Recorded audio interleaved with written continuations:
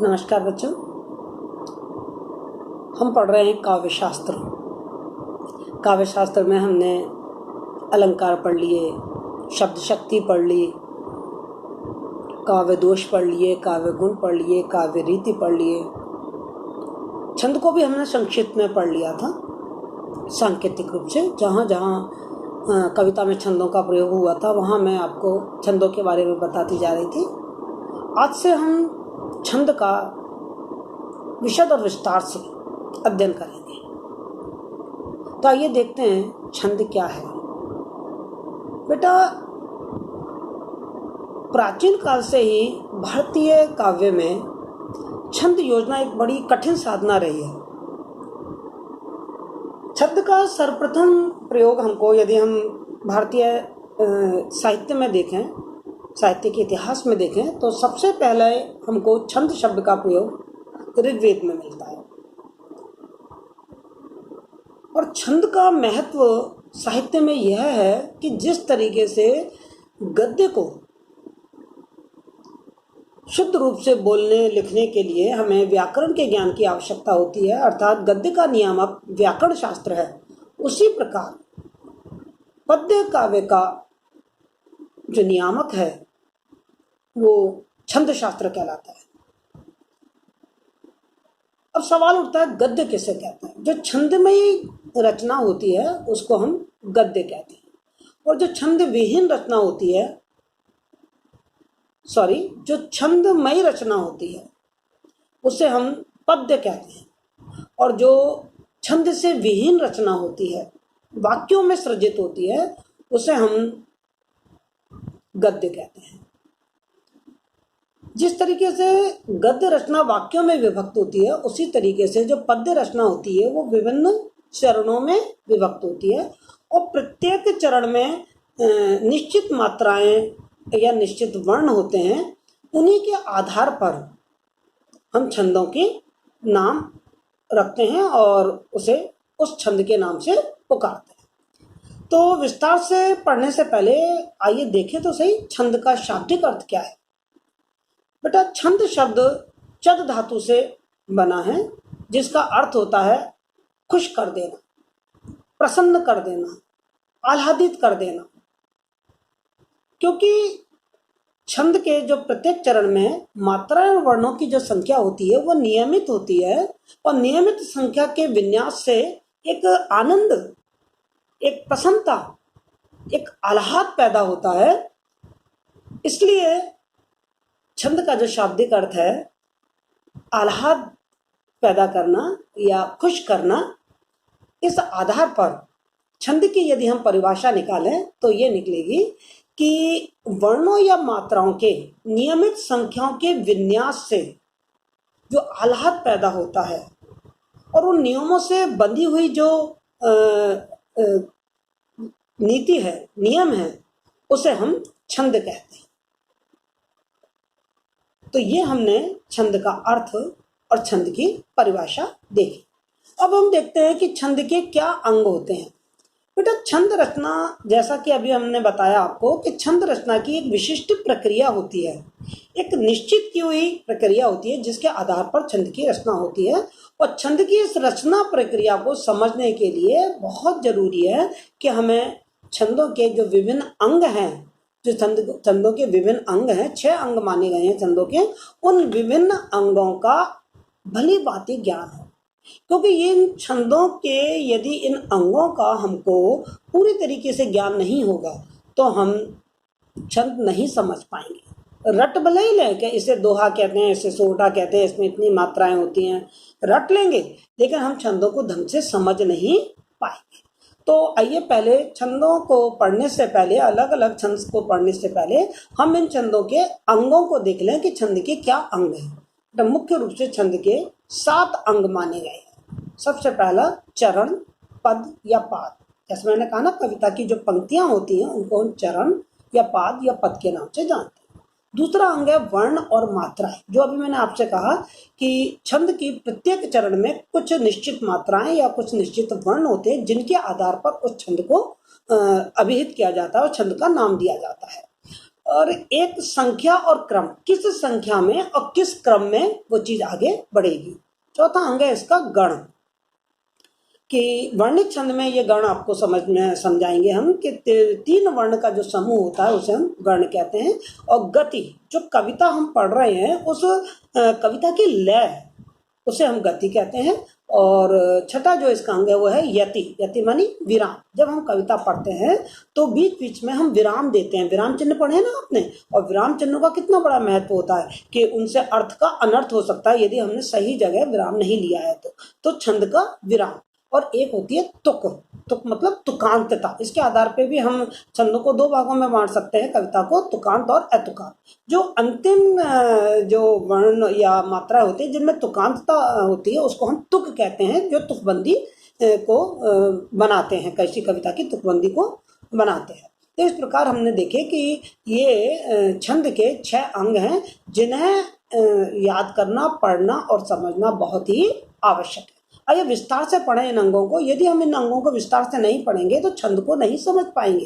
तो आप ये मत समझिए कि हम छंद नहीं पढ़ रहे हैं, हम छंद तक पहुंचने का रास्ता कवर कर रहे हैं, रास्ता तय कर रहे हैं। यदि ये रास्ता हमने नहीं पढ़ा, इस रास्ते पे हम नहीं चले तो हम अपनी मंजिल तक पहुंच नहीं पाएंगे। तो पहले हम छंदों के रंगों को थोड़ा विस्तार से पढ़ते हैं कि वास्तव में ये जो छंद के ये अंग हैं वो क्या है। सबसे पहले हम देखते हैं वर्ण। आपने पहली, दूसरी, तीसरी क्लास में पढ़ा होगा वर्ण किससे कहते हैं।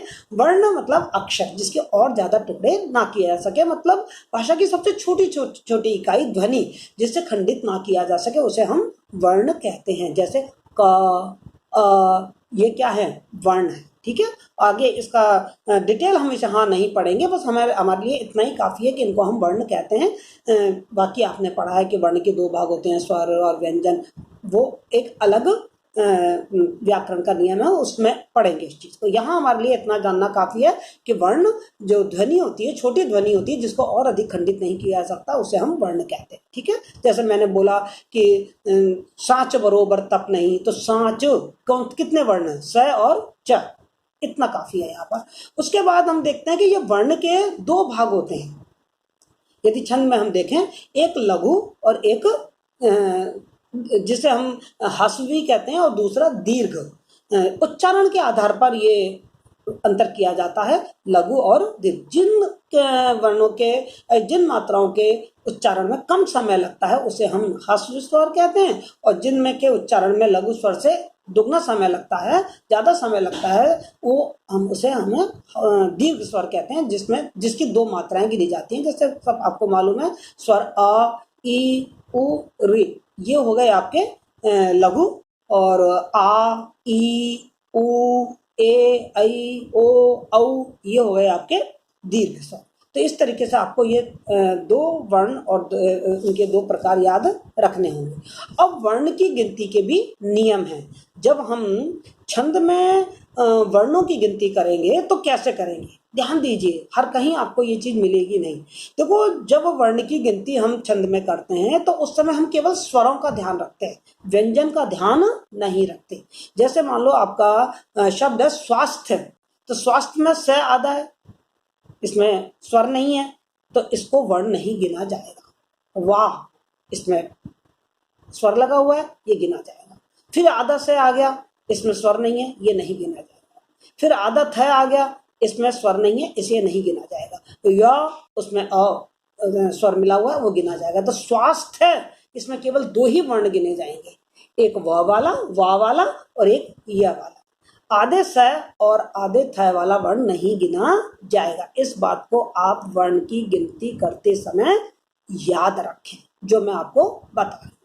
दूसरा जो इसका अंग है वो है मात्रा। किसी भी स्वर के उच्चारण में जितना समय लगता है उसको हम कहते हैं मात्रा। जैसे अभी मैंने आपको समझा दी, लघु ह्रस्व मात्राएं और दीर्घ मात्रा, जिनमें दुगना समय लगता है। मैंने अभी आपको जैसे बताया, अ, ई, उ, री, ये माने जाएंगे आपके लघु, और आ, ई, उ, ए, आई, ओ, औ, ये आपके माने जाएंगे दीर्घ स्वर। इनकी 2 मात्राएं गिनी जाती है, जो ह्रस्व होती है उसकी 1 मात्रा गिनी जाती है, और जो दीर्घ होते हैं उनकी 2 मात्राएं गिनी जाती है। ये आप इनके नियमों को ध्यान रखें। मात्राओं के गिनते समय भी कुछ नियम हैं जिनका ध्यान हमको रखना है। क्या रखना है कि यदि में अनुस्वार का की मात्रा गिनी जाएगी, जिस वर्ण के जिस उसमें वर्ण में अनुस्वार लग रहा है उसकी मात्रा गिनी जाएगी। जैसे हंस, हंस तो है के ऊपर अनुस्वार है, इसकी 2 मात्राएं गिनी जाएंगी, इसका आपको विशेष ध्यान रखना है। ऐसे ही संयुक्त व्यंजन से पूर्व यदि कोई वर्ण आ रहा है तो उसकी भी 2 मात्राएं गिनी जाएंगी। जैसे मंद, अब आधा नहीं आया तो म की 2 मात्राएं गिनी जाएंगी। ऐसे ही हलंत व्यंजन से पूर्व यदि कोई वर्ण आया है तो उसकी 2 मात्राएं गिनी जाएंगी। जैसे मैंने कह दिया महत, अब तय पे हलंत है तो ह की 2 मात्राएं गिनी जाएंगी। इन बात का ध्यान रखेंगे। लेकिन अनुनासिक चंद्र बिंदु की मात्रा नहीं गिनी जाएगी। जैसे अनुस्वार की तो अपन ने मात्रा गिन ली, हंस, ऊपर हंस है, ऊपर अनुस्वार है तो है में हमने 2 मात्राएं गिनी ह की। और यदि हंस आता, ऊपर चंद्र बिंदु आता तो हम उसकी 2 मात्राएं नहीं गिनती, उसकी कोई मात्रा नहीं होती है। इस बात का हमें विशेष ध्यान रखना है। ठीक, तो ये मात्रा गिनते समय मात्राओं के कुछ नियम है जो मैंने आपको बताया। यदि जैसे मैंने आपको बताया कि जब हम कोई कविता पढ़ते हैं, कोई छंद पढ़ते हैं तो समय समय पर हम विराम लेते हैं, उसको हम यति कहते हैं। यानी कि कविता पढ़ते समय जहां हम रुक रहे हैं, जैसे मैंने पढ़ा आपको कि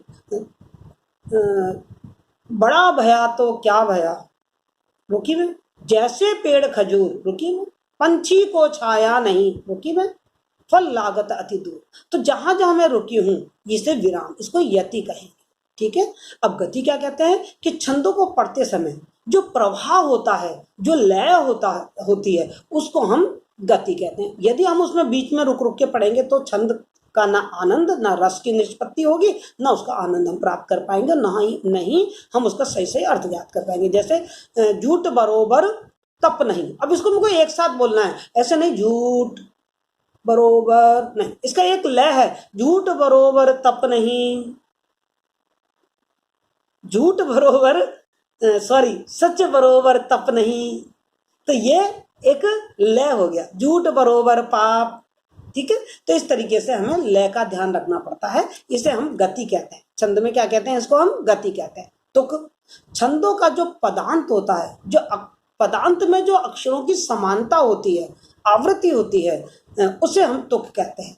तुक 2 प्रकार की होती है, तुकांत और अतुकांत। इसके आधार पे हम पद्य को 2 तरीके का मान सकते हैं, तुकांत और अतुकांत। जैसे मैंने कहा आपको, झूठ साच बरोबर तप नहीं, झूठ बरोबर पाप, जाके हृदय साच है, वाके हृदय आप, तो पाप और आप तुकांतता है, इसे हम तुकबंदी कहेंगे। लघु और गुरु मैंने जैसा आपको बता दिया कि जो मात्राएं होती हैं वो लघु की 1 मात्रा मानी जाती है और गुरु की 2 मात्राएं मानी जाती है। अब हम देखते हैं गण। वर्णिक छंद में गणों का बड़ा महत्व होता है। वर्णिक छंद में लघु और गुरु के क्रम को बनाए रखने के लिए गणों का प्रयोग किया जाता है। 3 वर्णों के समूह को हम गण कहते हैं। 3 वर्णों के जो समूह होते हैं उसको हम गण कहते हैं। और हमारे छंद शास्त्र में 8 प्रकार के गण माने गए हैं, यगण, मगण, तगण, रगण, जगण, भगण, नगण और सगण। आपको याद हो तो इसका एक सूत्र भी दिया जाता है, यमाता राज भान सलगा। इसके आधार पर हम जो गण हैं उनके भेद, लक्षण एवं उदाहरणों को पढ़ेंगे। तो अगली क्लास में हम गणों के भेद, लक्षण, उनके रूप और उनके उदाहरण पढ़ेंगे और इसके साथ ही हम छंदों के भेदों के बारे में पढ़ेंगे। आज इतना ही। Thank you so much.